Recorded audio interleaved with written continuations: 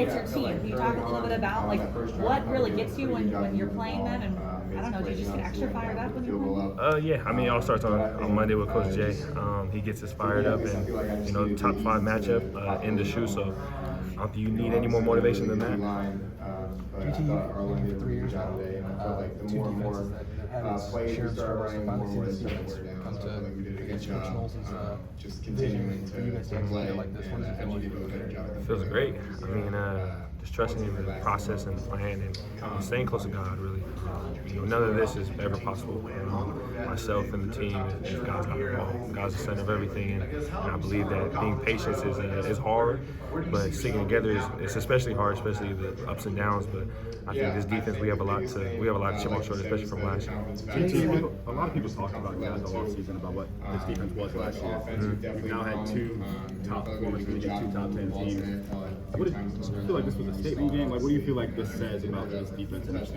I think it's a statement, but I think our biggest thing was being consistent, staying consistent.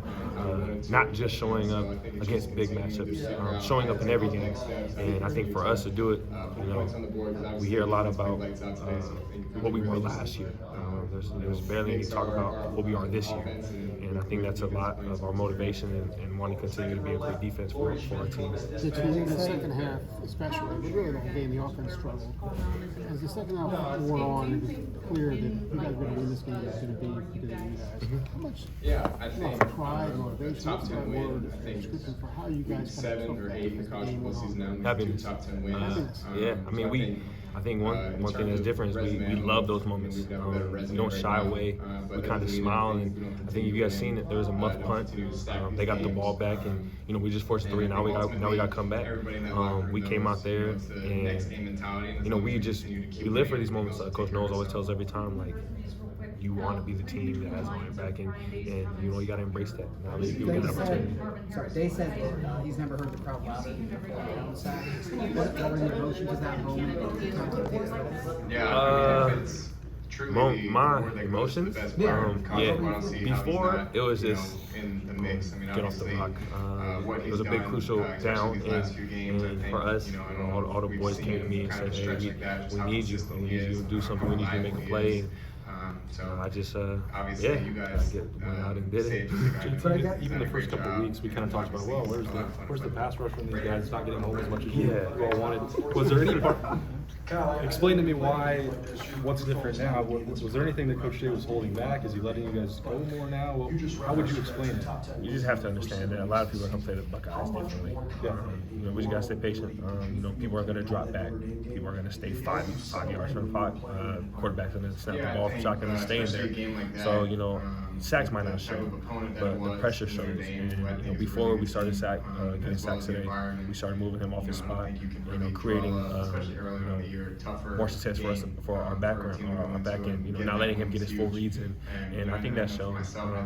And for us, it was just being patient, letting the sacks come to us, because we knew we just needed to first stop the run and be able to be allowed to rush. Right now you have to buy rushes by stopping the run, but I think that's what it was. It's just not making excuses, and just if that quarterback does drop back, he does drop back, taking advantage of every moment he has. Where did the Bosa shrug come from? Where did the Bosa shrug come from? Oh man, I was just talking about this. I was just kind of in the moment, and Coach Jay always talks about moments last forever, and something was just telling me do the shrug, and that is not my celebration. That's officially theirs, but I felt like doing it, and big shout out to both Joey and Nick. So I hope they're okay with me using it. Do you have a face on your shoulder going against potential top 10 pick in the NFL draft? And hearing that all week, this is the matchup to watch. This is the matchup to watch. How much does it mean to come out with a couple wins like that? It feels great. Olu's a great player.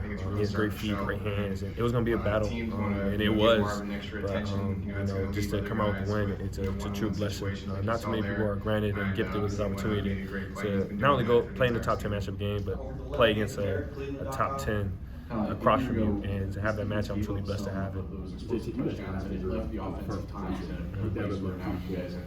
you feel that as the defensive line when Drew is whether he's falling back? Can you feel when you're making that quarterback comfortable throughout the game? Yeah, and I think it was just our D-line is not talked about a lot. And our 2X and Coach J, we feel like we're under the radar. Kind of does take a toll on us, but we just added to the fire, just make sure the flames keep going. And for us, we just Coach J, he's one great coach. Seeing him happy at 72, y'all should have saw him. He was jumping up and down, but seeing him be in it still, man, that's the moments I love. We've talked to you a lot in the last 3 years. I don't think I've ever heard you say pit of fire until the last 2 weeks. Is that a new thing? And it kind of where does that come from? It kind of just came out of nowhere. Yeah, I was just talking, and then I guess God put it on my heart. So I guess it works out well. There's a moment today when you looked in the eyes of Penn State players and you could see that you had won before the clock expired.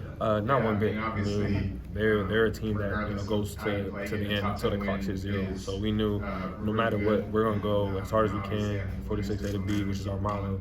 Until we look up at that clock and it's fourth quarter and it's 0 time left.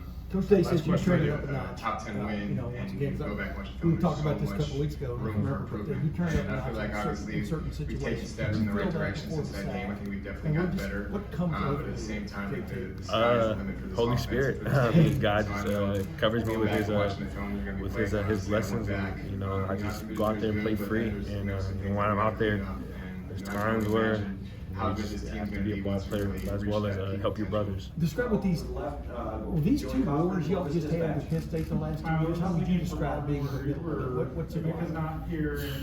Because it comes down to guys making plays. Well, it always does. I think it's I think war is the best way to describe it. It's never always on one side. It's back and forth. Start off with a defensive regardless of the coverage. Start off with just field goals, then it's hard to score. So you never know. But this game is it's just filled with a lot of discipline. Each team be disciplined. Each team fighting all the way to the fourth quarter. So it's a long, hard fight, war that you have to put your body through in order to come out the win.